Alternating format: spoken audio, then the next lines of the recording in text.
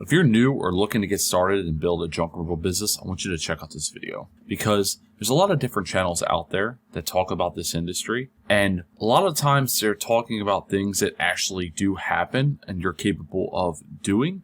I think sometimes it sets a misconception for what's possible or a wrong expectation in the beginning. So let me explain this a little bit.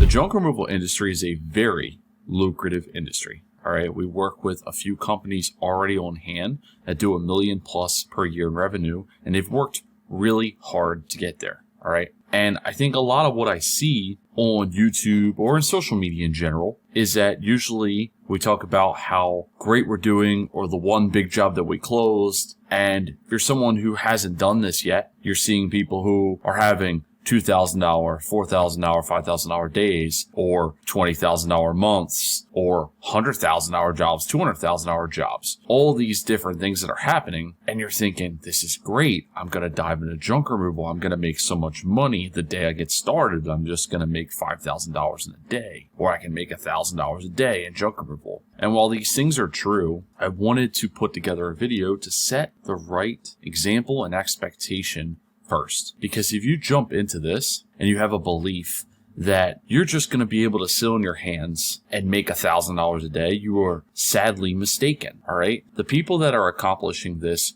usually do a couple of different things well. All right. Number one, most of them have sales experience. All right. So if you don't already have sales or customer service experience, you're already going to be behind because it's a skill that you're going to have to learn while you're operating the business. The other one is most of them are either working with a marketing company or have a high expertise of marketing themselves, so they're able to get their business in front of the people who are looking for them, whether it be through marketing or maybe they have a deep level of expertise when it comes to SEO and some back-end things when they build out their website. Okay, this is another thing to keep in mind.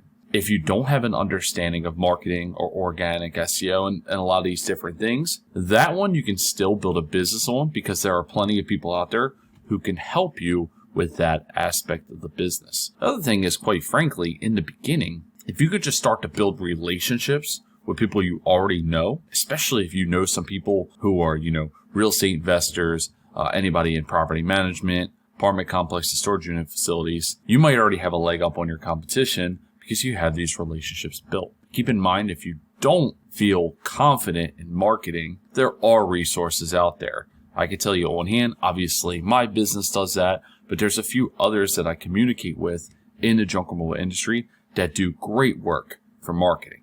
So if that's your only setback there, you do have a resource. Just keep in mind, a cost comes with that. Okay, you're going to pay to help get yourself positioned in front of the people you need to be positioned in front of. There's a cost attached to it, but it can be done if you don't have that knowledge beforehand. But with sales, that's kind of a different story. All right. So if you don't have much of a sales background, you really need to invest into educating yourself on the topic of sales and how you can produce sales when you're provided an opportunity. And that's a major misconception because I think a lot of people feel as if, well, if we just hire a marketing company, it will solve all of our problems. And that's not necessarily true when it comes to sales, because if you're not skilled in sales and you're not able to close deals, anybody in this industry, whether it be through marketing or what have you, they could provide you 100 opportunities next month. But if you don't know how to close them, it's not going to do anyone any good because you're still not going to make any money. So sales is very important. All right. And this is something that you really need to focus on. So while you watch these videos and they're talking about the different opportunities out there, just keep in mind, most of them have a sales background or at least are somewhat knowledgeable in sales or have hired someone to do so. Okay. So I just wanted to break this down because I feel like sometimes we come in with the wrong expectations. This is not to discourage anyone. I really want you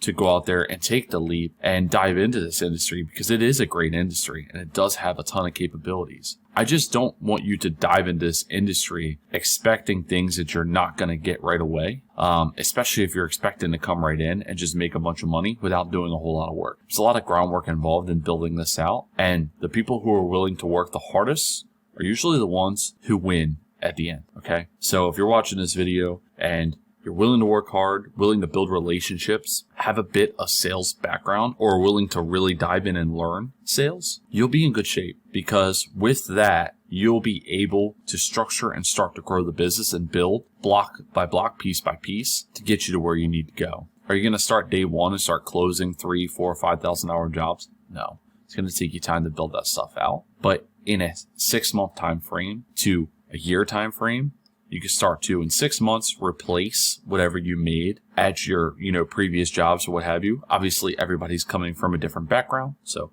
if you made $30,000 a year, it's going to be a lot easier, for you to replace that than it would be if you made $200,000 a year or $150,000 a year, of course. But if you made between $30,000 to $50,000 a year, you can realistically replace that pretty quickly with junk removal, okay? Especially in, that 6-month time frame. Anything $100K and above from a business perspective, usually, depending on your market, it's going to take you a little bit longer. You might start to trend towards that months 6 through 8. May get there sooner, depending on your background and your market. But just keep in mind, this isn't something where this is that perfect business that you could just build with no knowledge and all of a sudden you're rich. All right.